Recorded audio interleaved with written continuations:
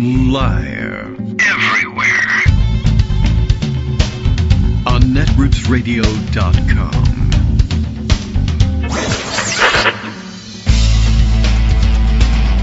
David Waldman.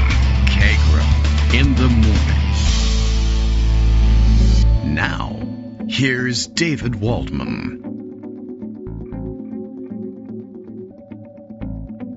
Hey, come on now. I'm battling this button. Hey, good morning, everybody. How you doing? It is Wednesday, September 24th, 2025. We're live back on the air, despite my fight with the button. You know, there's nothing wrong with it if I'm just looking elsewhere and trying to turn dials and press buttons and then one-handed, without looking, click the mute button on the microphone without clicking it hard so that it makes a pop-pop sound. I'm trying to be very gentle about it, and I guess it just doesn't work. I don't know. They're going to have to come up with a better system to make me feel better about hitting the mute button. Anyway, I could also just hit the mute button ahead of time and just stay silent.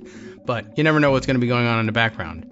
All right, well, it's a busy day here, and we were off the air yesterday, but I pre-recorded a special treat for you, which I think keeps us current with a lot of things. I'm thinking back on what we actually reviewed, because I don't know.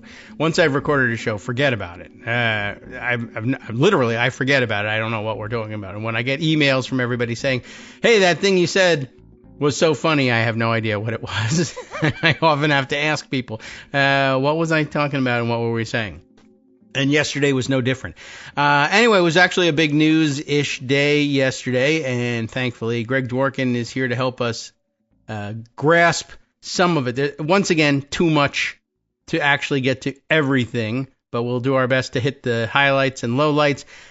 For whatever reason, the United Nations has not yet figured out that Donald Trump is not the leader of the free world and doesn't really have to be invited to give a speech at the UN. He'll, insist, and he may try to push his way in the door, but I guess they finally got the message yesterday. I don't know whether they're going to actually formalize that and just say that, that's enough from this guy. We don't actually need to have him.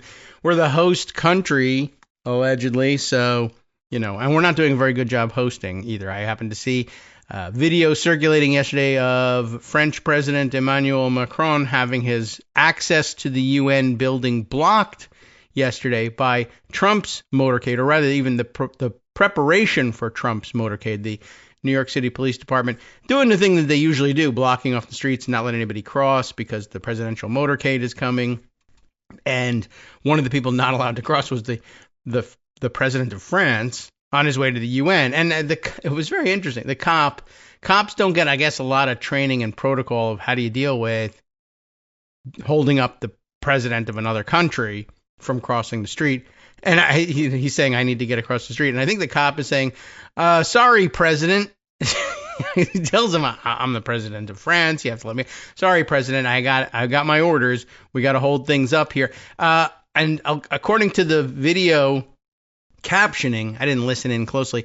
Macron is forced to call Trump on his cell phone and say, I'm stuck across the street from the UN building and the police here won't let me. You got to call somebody and let me through. Apparently, it took a half an hour to get people out of his way so that, the president of one of the permanent members of the UN Security Council could get across the street because something. So, we're not great hosts necessarily. I saw a couple of clips from what appears to have been a long-ish speech to the United Freaking Nations by the president of the United Freaking States. But you would be excused if you thought it was AI generated tape because it was Looney Tunes as usual. Oh, and I think if I play the Looney Tunes thing, I was thinking about, okay, what sorts of introductions, what sort of fanfare could I have for Greg today? And we have Looney Tunes, but that one always gets us a ding from the YouTube people. So we'll keep it short and simple instead, because there's a lot to get to. One of Greg's favorites, of course, the old Imperial Margarine, and that seems like it's not enough. But that's appropriate for a Trump appearance, I think. So. I guess so. Yeah, right. Where's my fanfare? There. Well, do you know what my favorite thing is about the sensitivity training session the UN has every year? Is it legal? I guess they can do it, right? What? Well, no, it's this time of year is my excuse Yeah. to use one of my favorite words that doesn't get enough play, I think, and that's scofflaw. All Because right. what happens is all the How's UN this? diplomats come in, they double Oh, park, they do it yeah, yeah. illegally, they get ticketed, but they don't pay because they're a diplomat. That is a New York complaint through and So through. it's Sure. like it's scofflaw week in New York City, and Yeah, the that's a fact that thing. they treated Macron as a scofflaw is just whatever. Yeah, well, Everybody gets treated like that, buddy. Just stand in line. I guess What, you so. think you're special? Well, a little bit. I don't know. I thought that was a very weird scene, and I can imagine a little bit of frustration. Like, you should be blocking the street for me. I'm the president of France trying to get to the UN. Yeah. But no. Okay. No. Now, you need to let me for French. get across. And by the way, your French is atrocious. Yeah, right. Hey, go back to Canada, buddy. Wait a minute. Yeah. Okay. Yeah, Well, I got your Paris right here. Yeah. Listen, that's terrible French. Yeah, that doesn't even sound right. Well, it was a day, and he made a speech, and it was insane. But also, by the way, he also appears, according to what was posted on Truth Social, although nobody thinks he wrote it, appears to have like flip-flopped on Russia and Ukraine. Oh, yeah. Wow. He said, yeah, I guess Ukraine's going to wind up getting back all of their territory. Yeah, they could totally win, and I'll help. Wow. Yeah, so everything that I did, basically it's a backhanded acknowledgement that my session, my red carpet summit with Putin was a complete and total failure. But of course, I never fail. The world fails me. And so therefore, what happened is that Zelensky was a failure until yesterday, and now he's a complete and total success, future success, Did he wear a suit or something? What happened that would change? There's no explanation for it. I don't know. We didn't know what American foreign policy was yesterday. We don't know now. It's just now we feel more confused by it. But anyway, that's not top of the news for good old USA Americans. I don't think our attention is elsewhere. There was football yesterday. No. Hey, listen, I got 40 seconds. Monday Night Football. 2 days ago. Yeah. I got 40 seconds I'll send you of Trump rambling. And the interesting thing about it isn't that he rambles. He does that all the time. Well, that's not interesting. It's at the very bottom of the list. Okay. The interesting thing is that the way the news media picked it up, AP, Reuters, the standard bog media reporters, in unhinged rambling speech, Trump goes everywhere and says, who knows what he said. I mean, that's how they covered it. And it was like, oh my goodness, they're covering it the way they used to cover him during the pandemic. About time. Yeah. Oh, right. And I forgot, there was a healthcare press conference the other day that was equally stupid. All right, you want me to play some UN speech? Is that what? Yeah, it's only 40 help your seconds. flow? Okay, let's see. But we have a border, strong, and we have a shape. He's making hand shape gestures. Doesn't just go straight up. That shape is amorphous when it comes to the atmosphere. And if we had the most clean air, and I think we do, we have very clean air. We have the cleanest air we've had in many, many years.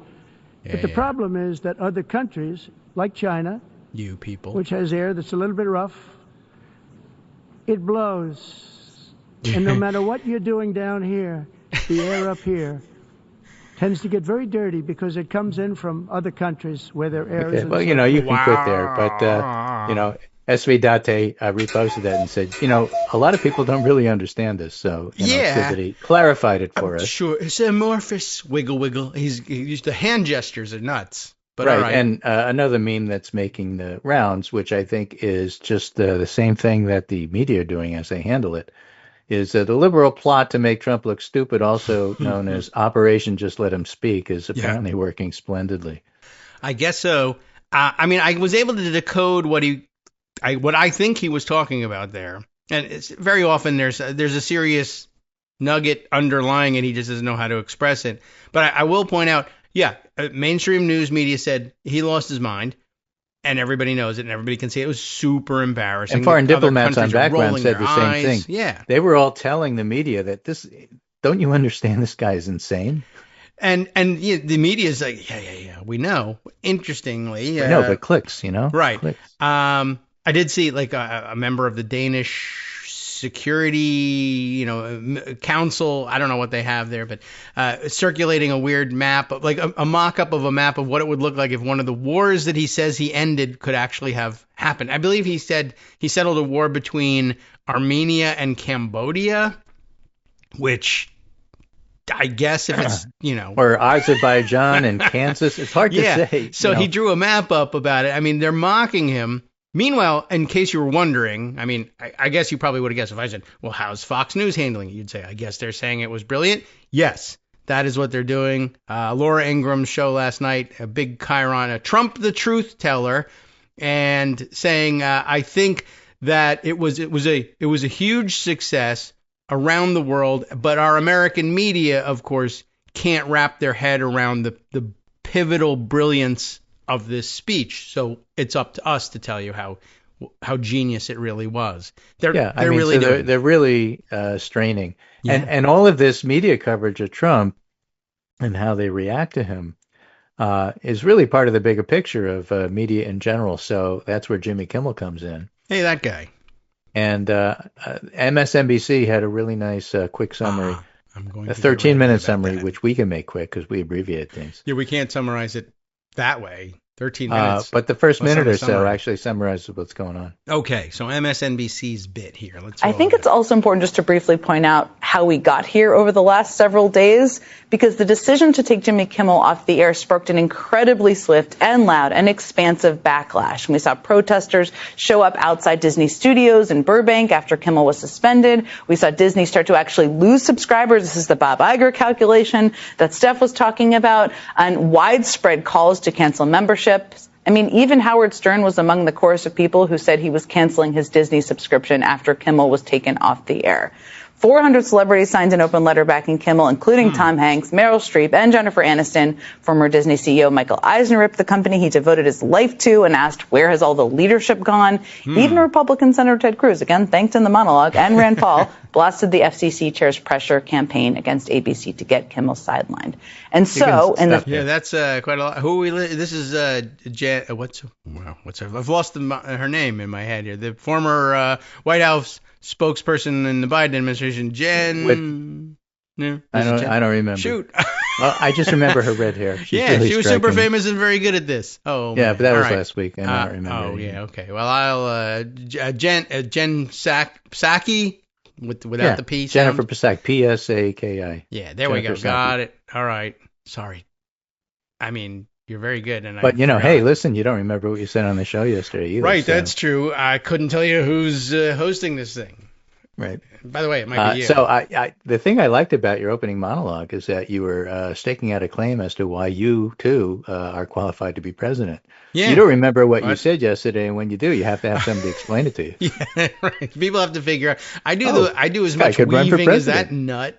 I every time I'm reading about the things I used to during the campaign, and I'm doing the weave and I'm bringing this in and that in, and I realize that's the whole show. Well, perhaps it's overstating the fact to say that you'd be qualified to be president, but clearly you're qualified to give a speech at the UN General Assembly without question. Sure, I think I would be gracious and nice to people. I couldn't believe he spent so much time saying your countries are horrible. You're from and the UN is horrible. Yeah. The elevator, the escalator broke, and I had to walk up, and my teleprompter isn't working, and somebody's in real big trouble. And again, some of the media is saying, "Oh, he's making a joke." He wasn't joking. No, he does do a little. He chuckles like a little bit, and he cracks I'm enjoying a smile, myself because when I have this guy taken out and executed, it'll be really joking. Amusing. Ha ha! Oh, he's making a joke. He's not making a joke. It's true. So the other headlines I saw immediately afterwards was that Caroline Leavitt is like trying to get people fired at the UN. Like, you need to fire some. Like, really, you got to fire the escalator mechanics at the UN. And what's his name? Mike Cernovich, one of the Looney Tunes, like Laura Loomer level wackadoodles that hang around Trump. Yeah, Pizzagate level. Yes, right. Well, that's the. And he was tweeting. He thinks that the Secret Service made a huge mistake. That the escalator turning off was actually an attempt to freeze him in place for an assassination attempt, and he's astonished and frankly furious that no one's been fired yet. He believes bullets should have been flying the moment that escalator stopped to try to take out the UN people who were trying to assassinate the president. Like, by the way, great way to nail down your Nobel Peace Prize. Definitely make all sorts of bogus claims, but if you still don't get the prize, kill the UN workers. Right. That'll do it. So Kimmel's back on the air, and right, segue. What Jen Psaki summarized, yes, is in fact importantly true. All right. The reason that he is back on the air is because there was a backlash. Yes, that's what it looks like. And not just Which from regular people who were canceling their Disney subscriptions, right? But also from people like the former Disney CEO, Michael Eisner. Right. Like if you didn't realize he was. Who said, Bob CEO Iger's, where's the leadership? Yeah. So the idea that, titans of industry always do crony capitalism and always bow down to, no, they don't. And they don't have to. And here's a guy who's not. And, but they have to make business decisions. Well, business decisions are when people start canceling subscriptions to the Washington Post. That's true. And Disney, because Disney's a broadcaster now. Yes. It matters. Disney, Hulu, same company now. Yeah. Probably maybe not a good idea, but all right. It is an idea and we have it. But so that's if true. you lose subscribers, it's not good. So cautious business people are always going to be cautious. Well, if you're cautious, you don't pull them off the air. Yes. And this reversal is a great reminder. And I saw a couple of articles that touched on it, which is, by the way, like if you're making a business decision, you need to like shake off the cobwebs, take a look around. The vast majority of the United States is actually not with the president and the Republicans on this. In fact, they're losing Republicans on it. In fact, when you get Ted Cruz and Joe Rogan to agree with Mike Eisner and us, you've done something wrong. Yeah, you have. And I think Greg Sargent touched on it, like this idea that the administration is trying to like gaslight people into believing, well, this cancellation should have happened because the vast majority are MAGA, and they are not. They're the extraordinarily small minority for a minority that's taken over the country anyway. Right. But yeah, the real people actually wanted to have Jimmy Kimmel on the air. They weren't mad about what he said. They agreed with what he said, and also just put the funny guy on and shut up, weirdo. That's what they were looking for. And so the funny guy went on, and he made a pretty good speech in defense of First Amendment freedoms, which Sinclair and Nexstar people wouldn't see because they're still pulling the show off the air. That's about a fifth of ABC's broadcast reach, and ABC is ignoring them and still broadcasting him. Yeah, they have a lot of leverage there too. I mean, they can hold or represent that their Sinclair groups are in breach of some kind of agreement with the network and start withholding network content from them. And, you're gonna put the farm report on. There's a lot they can do. We'll see if they go that route. I hope that's true. This is one of those things where if you went to court, you'd win, but you decided not to. Yeah, well, it would be better if you could repair it. It would cost too much. You didn't like the headlines. A whole bunch of thought process, quote unquote, goes into caving. Yes. They stay up late at night and then they cave. So this is Bloomberg. Hello, the Kimmel Bloomberg. saga reveals a MAGA strategy and its defense. Pressure from above and below convinced Disney to suspend the TV host, and only concerted public pressure restored him. And that's a great summary. You can read the article. Okay. It's behind a paywall, so you can't read the article. But that's the takeaway. You should. Yeah. And you should tell people that's your belief about what happened. You'd be right, and you'd be doing us some good in America. Actually, I have a gift to give, gift article to give, so I'm sending it at the very bottom. I am accepting it on the audience's behalf. It looks messy, but it allows you to open it up and actually read the thing. It's a very long, by the way, when you give somebody a gift now, it's 500 pages of URL.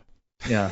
and there's no room for the actual article anymore because you've run out of space. The article is shorter than the link.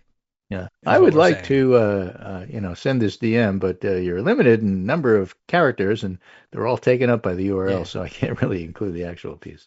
Okay. So you'll just have to click on it. And read Simpler it to give me Bitcoin. All right. Yeah. Kimmel saga reveals a MAGA strategy in its defense. All right. And the gift worked. Bloomberg. Yeah. Thank you. The Kimmel confrontation spotlighted the two distinct tactics Trump and his allies are using to weaken any institution they view as an impediment to their agenda.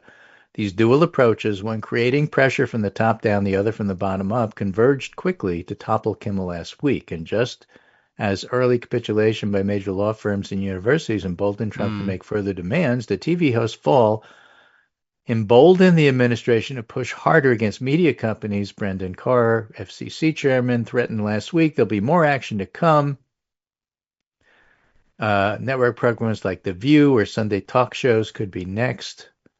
Yeah. But the story took a turn when consumers quickly organized boycotts against Disney. Hundreds of prominent artists signed an open letter organized by the ACLU condemning the decision, and even some Republican senators, Ted Cruz, dissented from what they correctly saw as the FCC violating free speech rights. What Cruz basically said is, I don't like Kimmel, I don't agree with Kimmel, but you can't do this gangster stuff. Yeah. And then did gangster language. All right. Yeah. Nice that was a talk huge show thing. you got here. Be ashamed if something happened to it. That's what he And I actually haven't said. Yeah. I haven't seen it, but I saw part of the YouTube circulation of the Kimmel return had a De Niro appearance, I guess, as the mobster FCC boss. Right. So I thought that was I haven't seen it, but it looked good. You look good there. All right. So summarizing it, the administration's Good job, Bobby. moves, Ron Brownstein writes, against Kimmel last week demonstrated both prongs of Trump's strategy to undermine opposition. One's the determination to transform every component of federal authority into a lever to punish Trump's perceived political adversaries and reward his friends. You know, for my friends, everything, for my enemies, the law, that kind of thing. To all my friends. The second is a systematic attempt to enlist people in institutions operating in conservative regions of the country, like Nexstar and Sinclair, you could think, into Trump's crusade to diminish the political and cultural influence of the Democratic-leaning parts of the country. Now, again, what people have to appreciate is that the MAGA people and the Trump administration are working overtime to try to pretend that everybody's MAGA. And of course, everybody's idolizing and beatifying Charlie Kirk. Why aren't you? But that's not actually what's happening in real life. Right. Younger people don't like Kirk. We know that from the polls. Certainly, our side of the political aisle don't particularly care for what he was doing. It was not the right way to practice politics. He was a jerk. He was nasty. He went after people. He was also a family man. He was also really nice to his friends. People are complicated. You know? Right. So he wasn't evangelical a pure preachers evil abuse person. people. Yeah, people have mixed personalities, to say the least. And everybody was pretty aware of that. And I think he was also good at what he did, which is conning people. But he was really good at it. So you can acknowledge his strengths and his failings. Sort of. I mean, even his and strength not be wasn't very edified. good. Yeah, you shouldn't. A lot of people also writing columns sort of waking up to, I guess in the immediate wake of his death, that you hold back sometimes about these things, but people also explaining, by the way, his main business, as it were, the Turning Points, which was really Talking Points, USA, they talk about what a huge smashing success it was and how, it made him into a rising star. But people were pointing out that part's true. The shtick started when he was college age. That he was a debate me bro, but he remained a debate me bro into his 30s. So what he was doing was going around hanging out on college campuses and then posting videos of him dunking on kids 15 and 20 years younger than him in so-called debate. It's not pretty, but he was skilled at it. And both of those things can be true at the same time. I mean, I guess that's true. You can dunk on him. That guy can really dunk. Well, he's playing Little League kids. Yeah. But look at the dunk. Okay. That's a skill. People clicked on it. His fans said, "I love this," without ever stopping. The main thing is he got people out to vote. I guess the rest of it I don't really care about. Yeah, that's true. The strategist should really have been focusing on that part. But if they talk about that, they're like, well, if somebody else can get people out to vote, that would be great. Except this generates content. This is a twofer.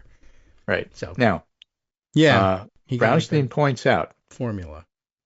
Yes. That FCC Chair Carr warned ABC's affiliated stations, this is what Ted Cruz was talking about, that they could face FCC punishment or the loss of their license for failing to uphold the public interest in engaging in news distortion if they allowed Kimmel to remain on the air.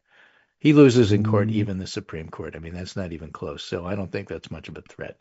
But it's enough for Nexstar and Sinclair to act because they want a merger and they need Carr's approval to do it. Yes. In fact, they need more than that. They need rule changes because Nexstar already owns too many stations based on FCC rules. Hey, we don't need any more laws. Apply the ones we already have on the books. I think that was the gun mantra for a long time. Right. Back to Brownstein. In each case, the administration signaling the institutions in red states should view themselves less as a component of a unified nation or even as individual states than a member of the red team. The Trump administration can then call on these red team states to use leverage to entrench the MAGA movement. That's what he does. That's what he uses the attorneys general, the attorney generi of all of these states, whatever the proper term is. I'm not a lawyer. I don't even play one on the internet. Okay. But he uses these red state attorneys to sue on behalf of MAGA, pretending it's really a state thing when it's not. It's a coordinated, attack from the red team.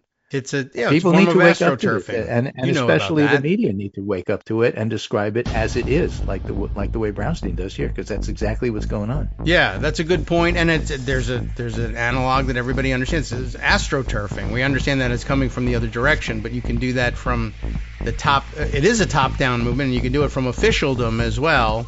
I mean, we say turfing because we're talking about grassroots. That's not really involved here, but yeah, it's a similar move, and it's just as bogus. You should recognize it. Good point made there. We'll be back to make more of them in 2 minutes. That's how long it takes.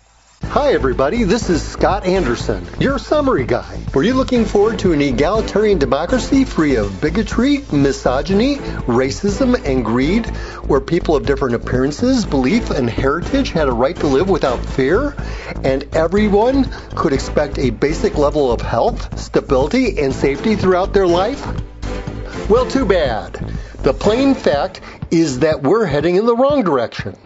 And where we once had a voice in such things, increasingly we don't. Not exactly the kind of news I wanted to share, but there it is. However, if you're looking to join people who understand today's issues and can intelligently address the reality of today from your point of view, you can join us at Kagro in the morning.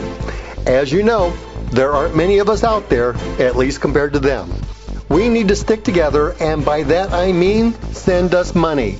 That is contributions to patreon.com, secure, reoccurring contributions. Those contributions keep this show on the air and us together. We've been through a lot together. The temporary loss of the presidency, we hope. The temporary loss of the House, the Senate, the Supreme Court, we hope.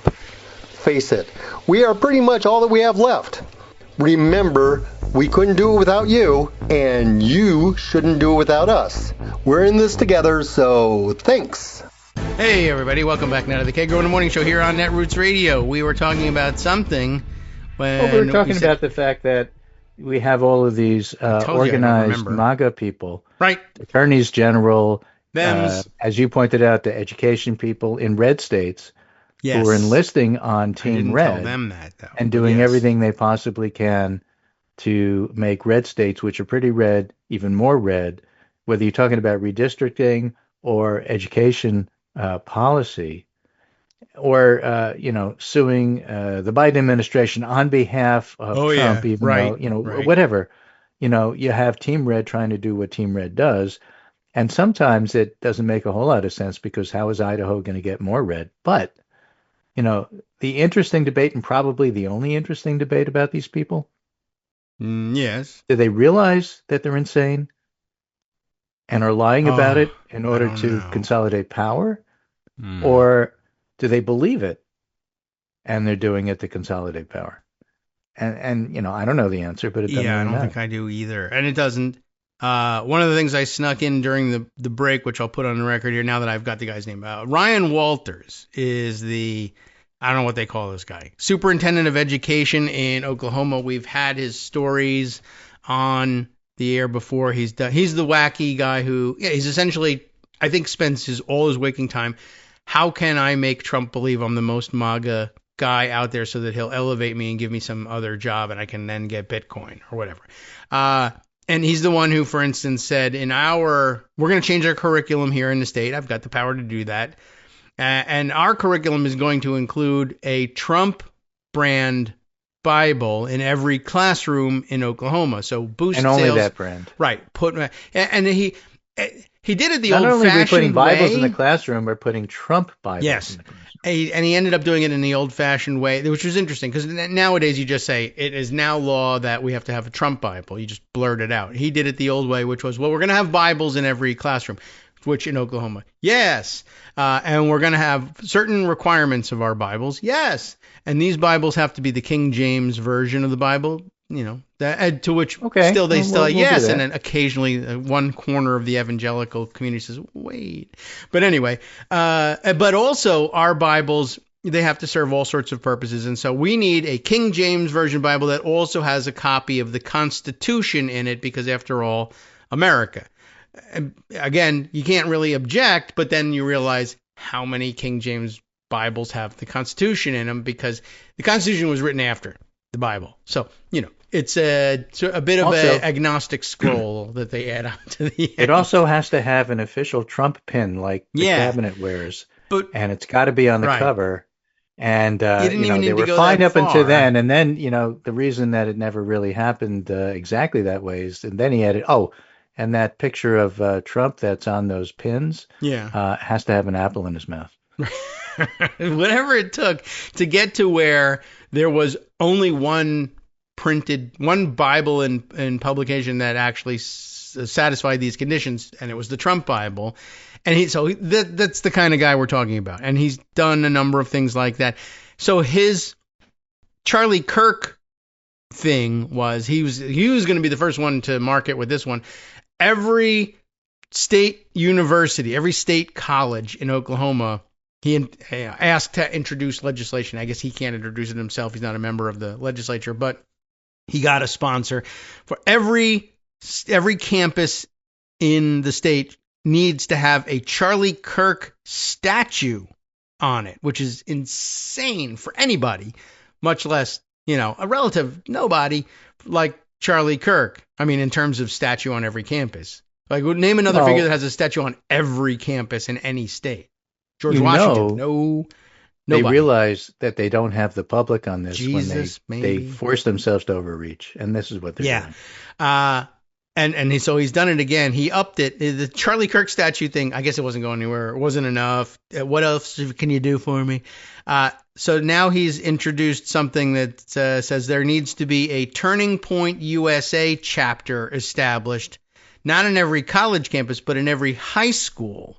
So it's going to be part of the high school curriculum now, or if his thing were to pass. And I think it's a long way from actually having majority support. It may or may not ever happen. But this is the kind of thing that Ryan Walters spends his time coming up with, more, again, in an effort to be noticed by Trump and be turned into a big shot and get a piece of the Trump coin action than anything else.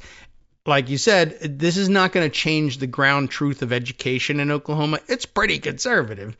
But it's an excellent example of the other thing you mentioned, which is trying to overlay or ingrain or embed MAGA ideology in the state apparatus where you can. And that somewhat normalizes it to some people. It certainly changes the way the story is presented. But there's a whole lot to it. There's a lot of places where they're hoping to just sort of substitute MAGA ideology for actual governance in places where they can get away with it. Let me just point out, Sam Brownback tried that in Kansas and failed miserably. Yeah, he blows a lot, I heard, is what the kids were saying at the time.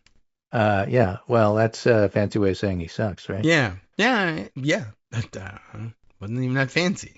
The kids knew it. If one end blows, the other end sucks.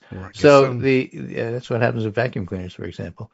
I think the best response to this is the made-up pretend meme that's floating around, which is actually very funny. I sent it to you. It's the Tylenol actual logo. All right. But poor not the Tylenol jeez. actual company. They didn't do this. But the No, I Tylenol doubt it. logo, and underneath, it's red Tylenol, slightly italic on a white background. And then underneath it says, nice try, release the Epstein files. Yeah. It's perfect. It encapsulates everything that's going on here. How come Trump is talking about Tylenol? Well, Epstein files. How come Yeah. Trump is spending all this time trying to idolize and lionize and beatify Charlie? Well, the Epstein files. And what's the big deal about the Epstein files? It's been going on for nothing. well, yes, but something happened yesterday. It did. I found out about it. You tell them. And so did I. And This so is your thank you for thing. listening to the show. It was great talking to you about it. Yeah. The thing is that Raul Grijalva's daughter won his congressional slot. It wasn't his. He, of course, unfortunately passed, and therefore it was open for discussion. Mm-hmm. And as of her election yesterday, which she easily won, Adelita Grijalva, now, yes. Congratulations. And we discussed this on the show because I didn't understand it, and you explained it to me. Democrats now have 218 discharge petitions signatures ready to go. Yes, and that forces plus Mike 4 Johnson other dudes to have a very embarrassing vote. Yes, on releasing the Epstein files, and this covering up requires a little bit more discussion. Okay. Let's start with, of all places, the Daily Mail from the United Kingdom. Oh boy, yeah. Our UK people, eyes rolled out the back. Yeah, okay. Yeah. Not exactly a liberal outlet. Key Arizona vote. Arizona election could finally blow open Epstein files as Democrats close in on 218th vote. Yay. Sort of. Yes. Now, you have to remember and understand that the UK is extraordinarily interested in the Epstein files because they want to know what about Prince Andrew's in there exactly. Yeah. And Sarah Ferguson now, as it turns out. Right. President Donald Trump has disparaged calls for more files as a Democrat hoax. The commander-in-chief has also caught uncomfortable headlines for his connections to the New York financier. Conservatives in the Capitol, though many want to know more about the case, have opted to put the scandal in the back burner, but it won't stay there for long. Adelita Grijalva, the daughter of the late Representative Raul Grijalva, Democrat Arizona, is widely expected to win, and she did, Arizona's 7th congressional district this evening. That was last evening, but you can never tell because it's the UK and they can see into the future. Assuming she does, as Trump lost the district by 22 points last year, she will be the final signatory needed to force a vote on a bipartisan Epstein-related bill. Then Politico, a vote. Yes. How Arizona voters are set to put Mike Johnson in a corner. The likely winner of a special election Tuesday is set to rekindle the Jeffrey Epstein firestorm in the House. Whee! And again, you have to step back and look at the big picture. For people who claim there's nothing there and we need to move on, Johnson and GOP leadership, including Trump, have desperately tried not to have this vote, which they will deem unimportant because you deem things in the House. Yes. And the fact is, the very amount of work that they have done to not have this vote yeah, tells you what they think of this vote. And so, part of the thing that wedge issue that splits MAGA apart is what do you do about Epstein? right. And they don't want to go there. They want to paper it. You can't. You cannot contain this. And so now it's back in the news. You have people as far away as England writing about it. Adelita Grijalva won a special election in Congress. Yeah, never mind that. The story is the Epstein files. Right, sure. For them. If she has any other policy, I don't know what they are, but I know her policy on that. Yeah. That's exciting. Because that's what they write about, So Sure. It's in the news. It's a controversy, says Politico, that Johnson has been working desperately to snuff out. Well, he's failed. Yes. When a congressional leader like the Speaker fails at something, it's a BFD. Yes. He's failed to make it all go away. He can still prevent the release of the files or engineer a way to do it, but then everybody's going to be staring at him doing it. That's the issue now. Now, there's still things he can do. Even if a discharge petition forces a vote, correct me if I'm wrong, doesn't it still have to go through Rules Committee? Yes. Although Okay, I think you're making us vote now on that I it. So think about it. regular procedure, regular process. Actually, yeah. It goes to Well, rules, and then it goes on the floor, and then you get to vote. We have to do this. No, now that I think about it, I mean, if they were smart, and they may have been, I'll have to take a look at the petition itself. Sometimes they recognize that workaround, and that what they do is they discharge the Rules Committee from consideration of. But that means it's on the floor. Yes, in other words, what I'm saying is Rules Committee is a chance to block. It's their final chance to block. It is, and if they work around it by discharging the resolution from the Rules Committee's consideration, then they can bring it directly to the floor. That's usually the way people will do that if they think there's any real chance of getting their 218, and they know the Speaker will otherwise, block it or neuter it somehow in the Rules Committee. But look at it from Johnson's position, and this is the part I'm trying to understand. I can squat down. Yeah, I know here. it's hard, but get down on standing on my head. Thinking about Noah's Ark. Go ahead. Try to think like Johnson, but Noah's he doesn't want to see this Noah's Ark voted is on. real. Right. He doesn't. So in the old days, we Noah used to call this the Speaker's Committee. Right. Because the Speaker appoints a 9-3 majority or something.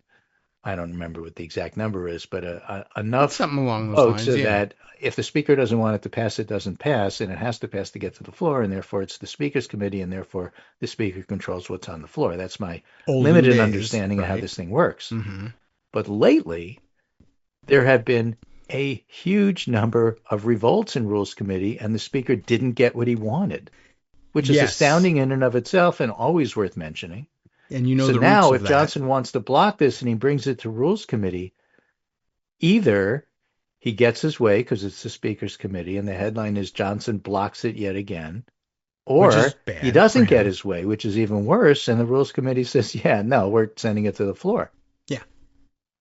Right. And reminding everybody that the roots of this revolt come from old Speaker Kevin McCarthy's days, where in order to win the speakership, remember 15 rounds, nobody was voting for him, he couldn't secure the majority he needed, and one of the concessions he made was, what if the Speaker's Committee was no longer necessarily the Speaker's Committee, and we gave lunatic fringe figures more control there so that they could hold me up from time to time and demand the MAGA approach to legislating be the one we follow and not mine. And he said, I'll take it. And then it was still there when he was finally ousted and Mike Johnson inherited the speakership. So Kevin McCarthy dismantled the Speaker's control of the Speaker's Committee in order to be made Speaker for 15 minutes, and then they bounced him out. And now the same loons are still there saying, actually, we want to deliver on the Epstein thing. Oh. Well, now they've got to negotiate. The Speaker's Committee has to negotiate, or the Speaker has to negotiate with what was once the Speaker's Committee. That's to try bizarre. And I mean, it's just you need control. to highlight that every time this happens, because this has a history. They did it to themselves. And you were alive and listening to this show when history happened, though it seems ancient now. Yep. Okay, and by the way, yes, the discharge petition that is filed here discharges the Committee on Rules from consideration of this resolution. So you can't bottle it up there if you honor the rules, which I'm not sure. Well, that's the thing. Do. He has the gavel, so he cannot honor the rules and send it there anyway. Yes. And if you don't like it, somehow. then I'm not sure how. what are you going to do? Just make it up. Yeah. Another thing that they can do, of course, is if he says, I don't want to be the one caught, making up a new rule. You can certainly, if you think you can trust your vote counting, which he can't, but if you think you can, you could try to say, all right, if it's discharged from the Committee on Rules and it's coming to the House, what we're going to be doing is twisting arms among the Republican conference. Just please, I want you to vote to refer this thing. It's discharged from the Rules Committee. I can't bottle it up there, but I'm going to send it to the Committee on House Administration, the Judiciary Committee, for further consideration. Somewhere that they'll sit on it. The House Un-American Committee. Yeah, and we don't have it, but I'll make it. Well, I'll put it there. So right. We'll send it back in time, and because we're time manipulators. For example, we can make a day in the Congress infinite. Yes, that's true too. That's another interesting trick. Like you could say, all right, it's coming to the floor Thursday, on the next Wednesday. legislative day. It's still Wednesday, a month later. Yeah, we're going to keep this day, the legislative day, until the end of the Congress. Right. Sorry. That's So, an you know, invention. They could do but that. it's already obvious that he's losing on this, and that just makes it more obvious. Asked last week, says Politico, about the dilemma, Johnson said he wasn't ready to make a call. We haven't talked about that. Besides, it's a moot point. It's a moot I wish it point, was as a my mute friends point. like to say. It's a moot point because the House directed the oversight panel to continue its probe whether this discharge petition passes or not. Yeah, but this is about Justice Department releasing the files. It's got nothing to do with the House Oversight Committee. Well, stop throwing facts into my discussion of why it doesn't matter. Shut up, facts. Now, Yeah. behind closed doors, Johnson has told Republicans he wouldn't force the Rules Committee to short-circuit the discharge petition. Johnson and GOP leaders have acknowledged in private that a floor vote's likely if the petition gets 218 signatures. Right. And Adelita has to show up and sign first. I don't think she's done it yet. I mean, she was up late last night. It's okay. So House Rules Chair Virginia Fox said in a brief interview that her panel would not intervene in the discharge petition. Okay. I mean, right So now the they Rules can't. Chair has already told the Speaker, you can't play. All right. And Fox is not even one of the usual, revolutionaries per se. Well, I'm just trying to point out how much Johnson has lost control of this process. It's a small committee. She knows she can count the votes that are there. We're not going to interfere. Okay, fine. They may find somebody else. Taylor Greene, Nancy Mace, and Lauren Boebert are still on the discharge petition. They haven't removed their names. That is another option too, by the way. Adelita could show up, and I guess as long as she hasn't made it there yet, we should say hurry up and get there. Take the red eye, because that's something too Johnson can do. Please, Marjorie Taylor Greene. Walkinshaw, who became the 217th signature after he won a special election, got there almost immediately. Yes, but he was from the neighborhood. He's Thomas from the block. So well, she's not taking Pony Express coach. Right. So, if she gets there and he convinces one of the four, it'd be difficult to convince Thomas Massey, whose bill it is, to remove his name. But you mentioned the three particularly loony members who actually did cross over and sign: Marjorie Taylor Greene, Lauren Boebert, and Nancy Mace. If any one of them can be convinced to run to the clerk's office and say they want to remove their name before Grijalva gets there, then they're back to 217 when she signs. However, I've seen it done. Yeah. Yeah. The other side of the coin is if it gets there, it's not going to be 218 yes votes on the floor. Yeah, that's true too. I just wanted it brought to the floor. What I'm saying is it's going to be a lot more, because the whole thing Johnson was trying to do is protect his members from having to take this vote. Yeah, that's possible. That's why he's doing this, right? And if it goes to the floor, it's like, I'm not saying it's going to be 300-3, but that's probably there's going to be a lot more votes than thing. I'm not voting against releasing the Epstein files. That'll kill me in my district. Yeah, that's a better point. I am still stuck. In the old days when the speaker could break legs, which was a bad thing. One of the options that was on the table was, all right, look, I'll sign the discharge petition, but all I was doing was saying we should have an open debate. I'm still a no vote, but I want the debate. See, I'm walking the middle ground. So I think you're right. Marjorie Taylor Greene, Nancy Mace, and Lauren Boebert can in fact vote no on the floor. They and could. 35 other Republicans will vote yes. That's true too. Everybody could get a chance. I'm going to do a little bit of rebellion, and I don't have to carry the whole weight. Well, I'm going to do this one vote in my district to claim I was bipartisan when I need it, and yada yada yada. And the rest of the time I'll be on Team Red. But I got to do this. Yeah. And Johnson knows he has to do it. Some Republicans have recognized that burying the issue could be untenable for party leaders. I don't think there's too many options. On record, Representative Riley Moore, Republican West Virginia, told reporters when asked about the House discharge petition, I think you have to take it up, right?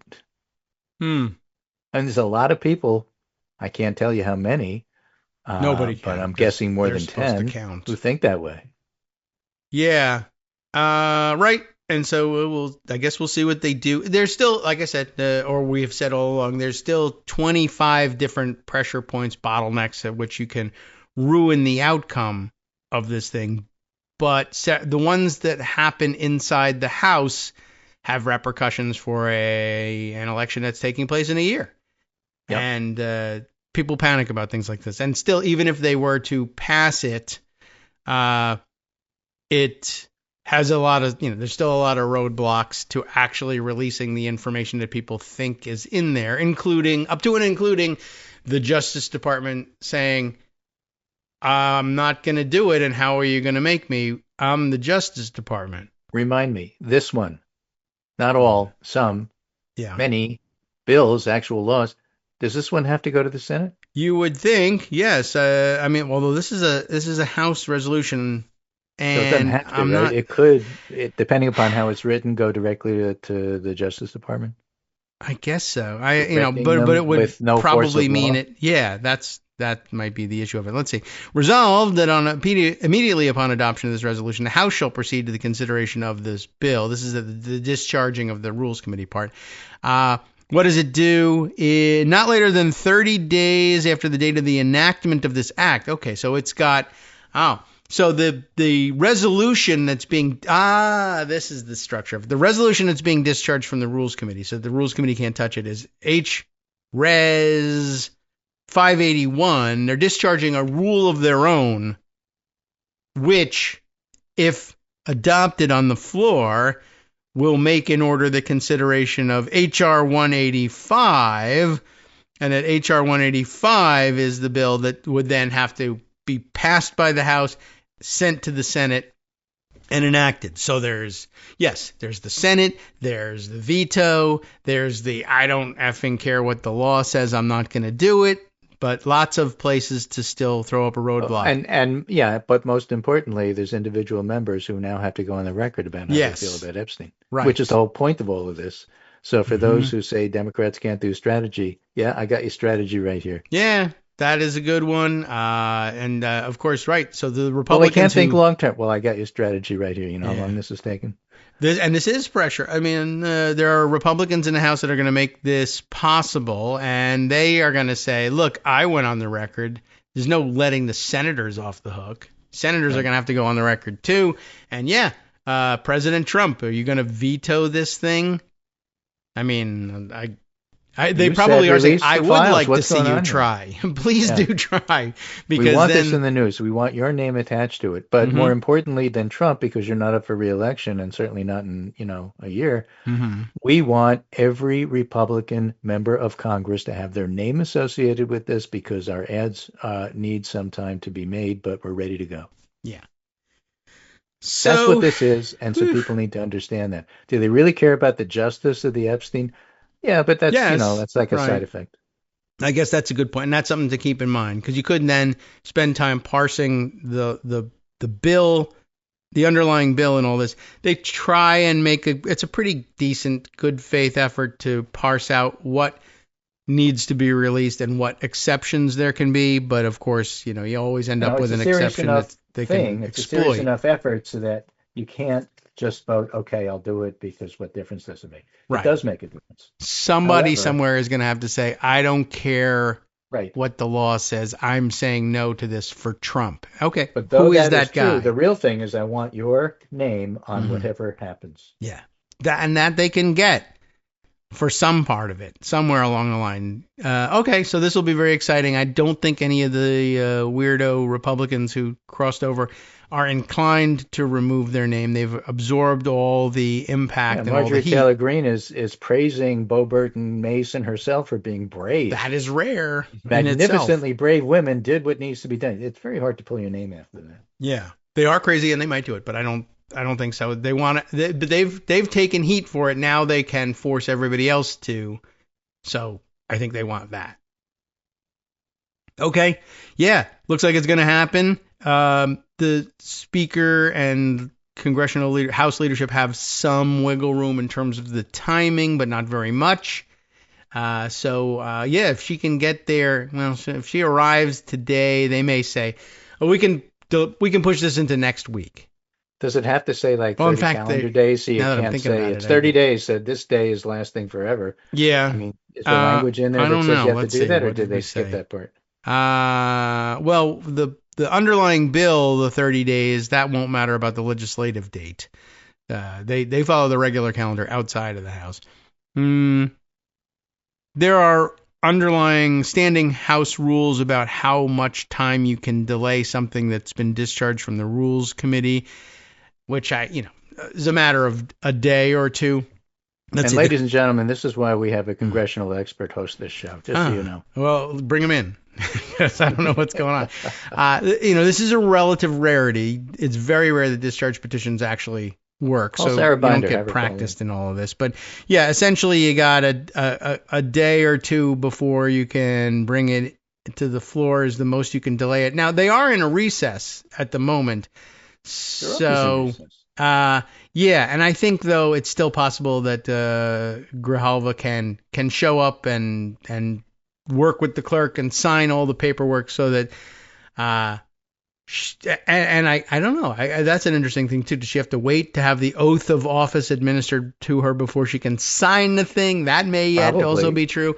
I don't know why they would present her with papers. We don't have anybody in Washington who knows the oath of office. We'll have to recruit somebody. It'd probably take about a month and a half. Yeah, they could do things that way.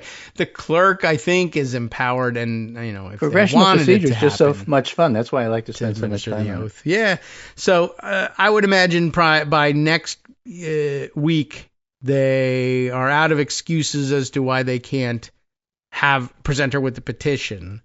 And then, okay, they get the signature, they, convene a group to decide, all right, this means we have 218, right? Yes, the clerk tells us yes. Probably by the end of next week, though, they're out of time for delaying, and they just got to bring this thing to the floor without engineering something like, oh, by the way, we passed the House rules. I had my fingers crossed behind my back. There's no rules, other than options like that. Probably by the end of next week, I guess you get to have this vote, and then they send the thing on, and there's even rules in this, wording in this rule about how much time they're allowed to take to pass the papers over to the Senate. Not later than 1 week after passage, the clerk has to transmit it to the Senate. So, and remember, every step is another headline in the press. That's true. All right, and we'll be back with you by next week when this thing happens, right? Yeah, I'm not here tomorrow, but I will be here Monday. Hey everybody, welcome back now to the Kagro in the Morning Show here on Netroots Radio. We got temporary production staff signing off on your way out the door. You're on your way out now. I know I'm just gonna have to do this on the air. Hey everybody, my mom is here, and you don't have to say anything. Unless you want to. But does this mean you're leaving before the next break? Yes. Okay. Sorry everybody, you're not gonna have a chance to do the interview with my mom that I thought we were going to do. Goodbye. Safe travels. I'm not going to let her just sneak out, everybody. I know you have to listen to this. I just need toilet paper. Okay. Well, that wasn't necessary, but okay. So, bye, Mom. And, it would be awfully... I know it's rude to ignore you while you're waiting for more show to happen, but what would you think of me if I just said, get out of here, Mom. Jeez, leave me alone. I'm doing a radio show. All right, so sorry. I was going to tell everybody, though, has everybody got a handle on what's going to happen with the discharge petition? We know we got to the 218 thing. We explained why it had to be 218 even when there was vacancies. That was annoying. And it doesn't hold up to logic. It just is precedent. And I think underlying this whole thing is in order to understand, to the extent it's understandable, what's going to happen, what can happen, it's almost always precedent that controls whether or not the precedent is logical. But there's also the procedure by which you can just establish a new precedent. And that's not logical either. But that's the way it goes. So, all right. So what's happening here? Why can't the Rules Committee pull some shenanigans and undo some of the critical parts of this bill or block it from happening? And the answer is, over time, members have gotten wise to that whole thing of using, even when the Speaker did control the Rules Committee, using the Rules Committee just to wrap it in procedure that neuters the underlying bill. And so I think in most cases, when you're just outright filing a discharge petition. They go straight to discharging the Rules Committee. You write write a special rule for how you, the sponsor of this bill, would like to see House floor consideration proceed. We would like to have an hour of debate. We'd like to have 2 hours of debate. We'd like for there to be no amendments in order. We'd like for the other side to be able to offer an amendment or two, whatever it is, however you want it to proceed. You write you are your own Rules Committee if you want at this stage of the game. That's something you can do. And so that's what's happening here. And then you also need to know that, for instance, once the House as a whole has adopted a rule, usually reported out of the Rules Committee, but not always, if you've adopted a rule that says this bill is in order, this bill will be debated for an hour, you can write a rule that says this bill will be debatable immediately upon adoption of the rule, or 1 day or less after adoption of the rule, whatever it is you want to put in there. You make your own rule and then file that as a resolution. All special rules for floor debate are in the form of House resolutions. File your own resolution, your own rule. And then what they're doing here, I'm filing a discharge petition. Yes, it's about Epstein, but technically the discharge petition is for discharging the resolution which contains the rule for how I would like the bill that mandates, allegedly, the release of the Epstein files to be considered. That way, if you get 218 signatures and you discharge House Resolution, 581, you bring it directly to the floor, and the Rules Committee doesn't get a chance to manipulate the content of the rule under which you would like your bill to be considered. So that's the smart way to do it. Discharge the Rules Committee from consideration of a rule which mandates, once adopted, mandates the consideration of the bill that will then send to the Senate, which will force the Justice Department to release the Epstein files. You get it? It's a little bit weird. And also, by the way, helping no one, and including dyslexics among you, is the fact that this is House Resolution 581, which would make in order the consideration of House Bill H.R. 185. I do not believe that was done intentionally, but that will confuse some people.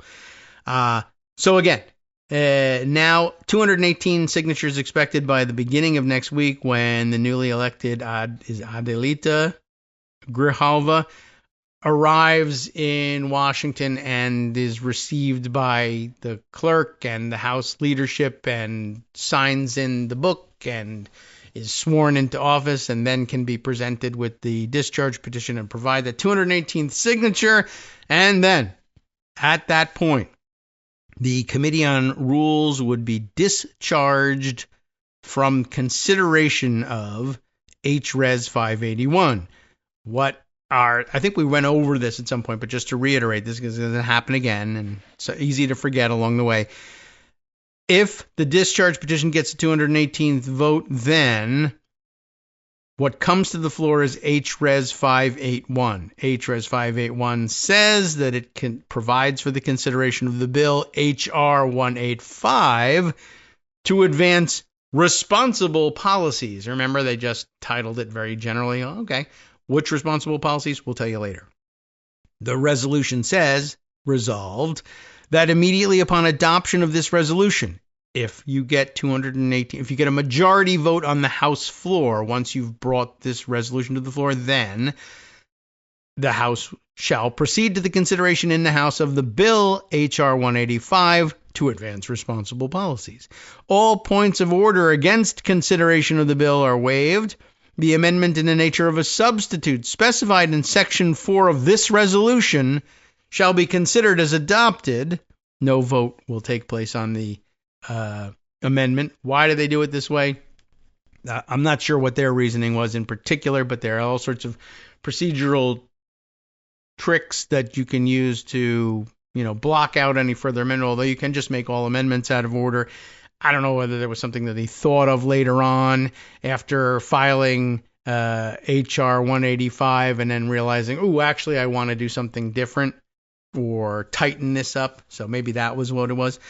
The previous question shall be considered as ordered on the bill as amended, and on any further amendment thereto to final passage without intervening motion, except 1 hour of debate equally divided and controlled by the chair and ranking minority member of the Committee on the Judiciary or their respective designees, and 1 motion to recommit. By the way, that's another place where you can trip things up. Look, I'm voting in favor of this bill.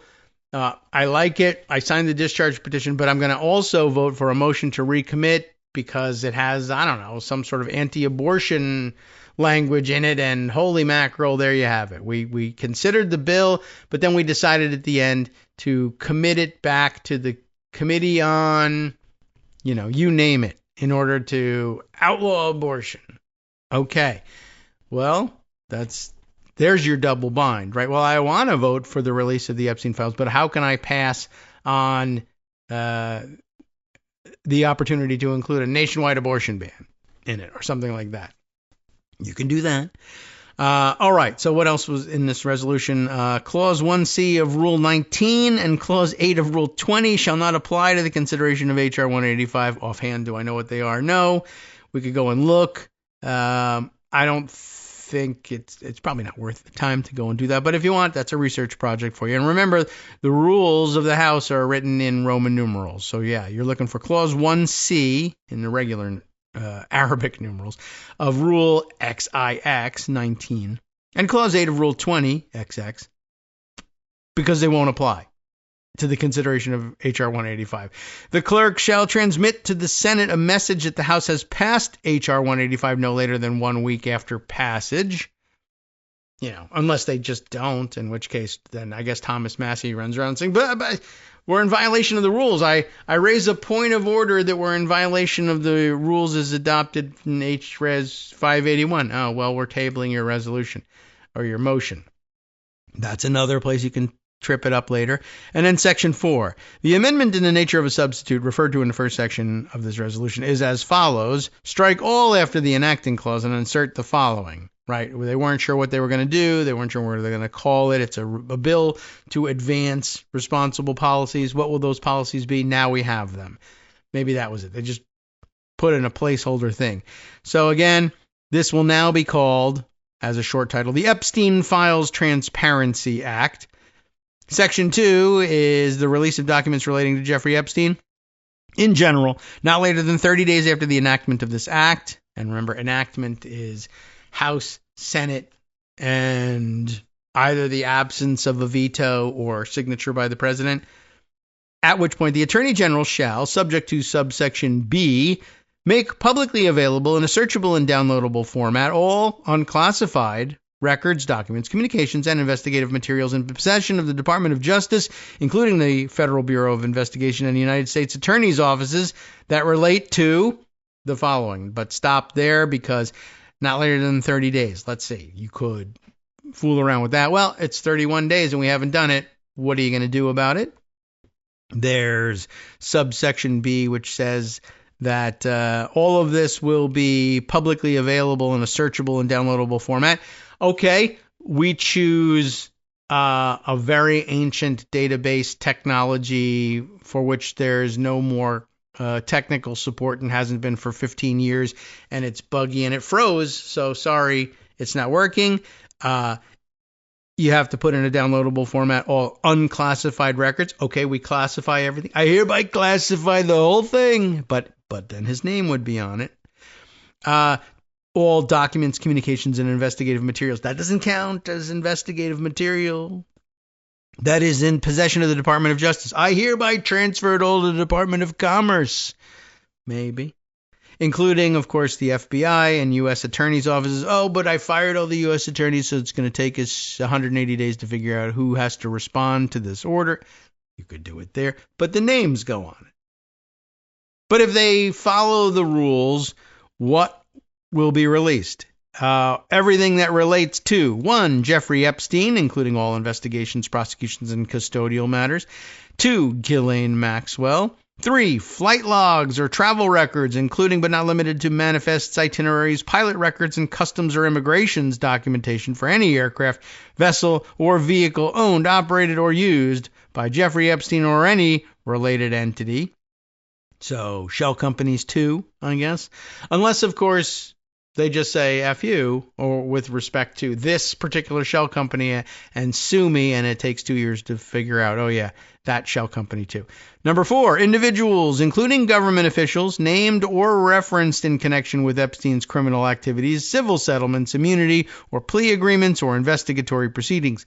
5, entities, corporate, nonprofit, academic, or governmental, with known or alleged ties to Epstein's trafficking or financial networks. 6, any immunity deals, non-prosecution agreements, plea bargains, or sealed settlements involving Epstein or his associates. 7, internal DOJ communications, including emails, memos, meeting notes concerning decisions to charge, not charge, investigate, or decline to investigate Epstein or his associates. Number 8, all communications, memoranda, directives, logs, or metadata concerning the destruction, deletion, alteration, misplacement, or concealment of documents, recordings, or electronic data related to Epstein and his associates, his detention and death, or any investigative files. They're really trying to get it all. Number 9, documentation of Epstein's detention or death, including incident reports, witness interviews, medical examiner files, autopsy reports, and written records detailing the circumstances and cause of death. Really trying to cover it all, but also all places where the president, could, as he's done with everything else, say, I have an Article 2, and that's not a medical record, according to me. It is, but according to me, it's not. So, also, here comes the subsection B. Remember, there was a reference to that not later than 30 days after the enactment of this act, the Attorney General shall, subject to subsection B, make all of the stuff just previously read to you public. What does subsection B say? Well, here are the prohibited grounds for withholding. They can still withhold things, but here are the things we're ruling out of order. No record shall be withheld, delayed, or redacted on the basis of any of the following. 1, embarrassment, reputational harm, or political sensitivity, including to any government official, public figure, or foreign dignitary. That's it. That's pretty broad. Well, I'm not embarrassed by it. I'm just not giving it to you. I mean, you can litigate anything. That's it. That's the whole of Section B there. Now, permitted, withholdings are in subsection C. The Attorney General may withhold or redact the segregable portions of records that, A, contain personally identifiable information of victims or victims' personal and medical files and similar files, the disclosure of which would constitute a clearly unwarranted invasion of personal privacy. B, that depicts or contains, of course, child sexual abuse materials as defined under 18 U.S. Code Section 2256 and prohibited under 18 U.S. Code Sections 2252 through 2252A, or that C would jeopardize an active federal investigation or ongoing prosecution, provided that such withholding is narrowly tailored and temporary. D, depicts or contains images of death, physical abuse, or injury of any person.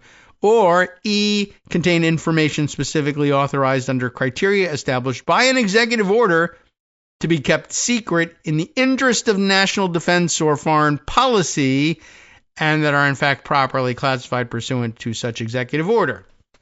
Whoops. Well, that's a giant loophole for them that they might exploit, which would basically be, abuse of the national security excuse, essentially, for excluding all these. I declare it to be so. Well, you could litigate that forever too, but your name is on it. Okay, so let's see. Then there's section, let's see, where are we here? Why is this a 1? Well, what comes up next? The Attorney General, I guess, may withhold and redact the segregable portions that meet any of those criteria, and may also, we are also told, all redactions must be accompanied by a written justification published in the Federal Register and submitted to Congress. By the way, something you could submit to the Federal Register and then to Congress would be Article 2. That's all. Why did you redact this? What's your authority? Article 2. Is that a legitimate thing? I don't know. You'll have to figure it out once I submit it to you, and I could be very late in submitting this. It doesn't say when I have to submit it, but presumably a court would say very quickly, within reason, but it will take you 2 years to get a court to say so. I'm just telling you. Next up is number 3. To the extent that any covered information would otherwise be redacted or withheld as classified information under this section, the Attorney General shall declassify that classified information to the maximum extent possible, but the President ordered me not to, so I didn't. If the Attorney General makes a determination that covered information may not be disclassified and made available in a manner that protects the national security of the United States, including methods or sources related to national security, the Attorney General shall release an unclassified summary for each of the redacted or withheld classified information.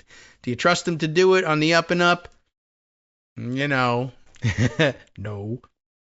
But, will a name go on it? Yes. Will it be Pam Bondi's name? Yes. Will that tell us anything? Not in particular, no. Will it result in litigation? Sure.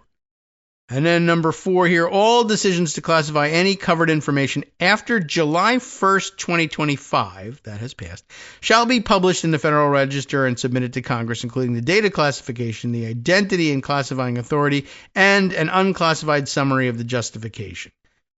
Lastly, Section 3 requires a report to Congress within 15 days of the completion of the release required under Section 2, and that means if I litigated for 11 years, then within 15 days of that, I know they're anticipating a faster answer, but suppose that happens.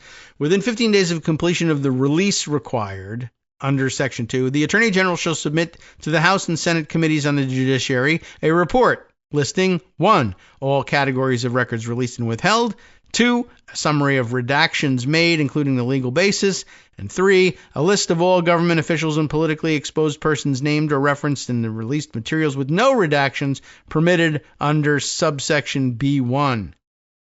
Do they comply? I don't know. We'll see. When does the 15-day clock start? I don't know. We'll see. Does anybody agree on the definitions of any of these things? I don't know. We'll see. And that's only if the thing passes and doesn't get vetoed along the way.